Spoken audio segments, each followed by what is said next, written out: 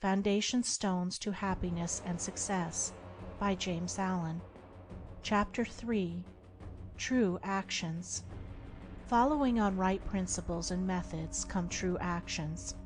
One who is striving to grasp true principles and work with sound methods will soon come to perceive that details of conduct cannot be overlooked, that, indeed, those details are fundamentally distinctive or creative, according to their nature, and are of deep significance and comprehensive importance, and this perception and knowledge of the nature and power of passing actions will gradually open and grow within him as an added vision, a new revelation. As he acquires this insight, his progress will be more rapid, his pathway in life more sure, his days more serene and peaceful. In all things he will go the true and direct way, unswayed and untroubled by the external forces that play around and about him. Not that he will be indifferent to the welfare and happiness of those about him, that is quite another thing, but he will be indifferent to their opinions, to their ignorance, to their ungoverned passions.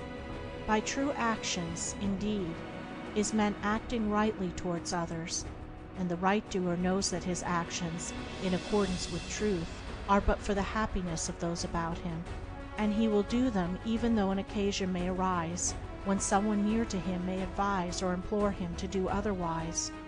True actions may easily be distinguished from false by all who wish so to distinguish, in order that they may avoid false action and adopt true. As in the material world, we distinguish things by their form, color, size, etc., choosing those things which we require, and putting by those things which are not useful to us. So in the spiritual world of deeds, we can distinguish between those that are bad and those that are good by their nature, their aim, and their effect, and can choose and adopt those that are good and ignore those that are bad.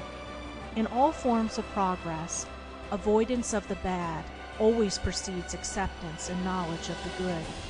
Just as a child at school learns to do its lessons right by having repeatedly pointed out to it how it has done them wrong, if one does not know what is wrong and how to avoid it, how can he know what is right and how to practice it?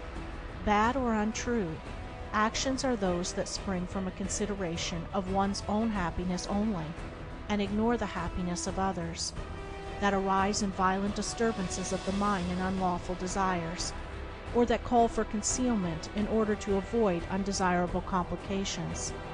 Good or true actions are those that spring from a consideration for others, that may arise in calm reason and harmonious thought framed on moral principles, or that will not involve the doer in shameful consequences if brought into the full light of day. The right doer will avoid those acts of personal pleasure and gratification which by their nature bring annoyance, pain, or suffering to others. No matter how insignificant those actions may appear to be, he will begin by putting away these. He will gain a knowledge of the unselfish and true by first sacrificing the selfish and untrue.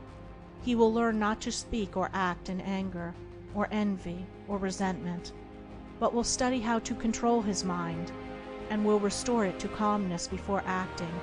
And most important of all, he will avoid, as he would the drinking of deadly poison, those acts of trickery, deceit, double-dealing, in order to gain some personal profit of advantage, and which lead, sooner or later, to exposure and shame for the doer of them. If a man is prompted to do a thing which he needs to conceal, and which he would not lawfully and frankly defend if it were examined of witness, he should know by that it is a wrong act, and therefore to be abandoned without a further moment's consideration. The carrying out of this principle of honesty and sincerity of action, too, will further lead him into such a path of thoughtfulness and right doing as will enable him to avoid doing those things which would involve him in the deceptive practices of other people. Before signing papers, or entering into verbal or written agreements, or engaging himself to others in any way at their request, particularly if they be strangers, he will first inquire into the nature of the work or undertaking, and so, enlightened, he will know exactly what to do, and will be fully aware of the import of his action. To the right doer, Thoughtlessness is a crime. Thousands of actions done with good intent lead to disastrous consequences because they are acts of thoughtlessness, and it is well said that the way to hell is paved with good intentions. The man of true action is, above all things, thoughtful. Be ye therefore wise as serpents and harmless as doves. The term thoughtlessness covers a wide field in the realm of deeds. It is only by increasing in thoughtfulness that a man can come to understand the nature of actions, and can, thereby, acquire the power of always doing that which is right. It is impossible for a man to be thoughtful and act foolishly. Thoughtfulness embraces wisdom.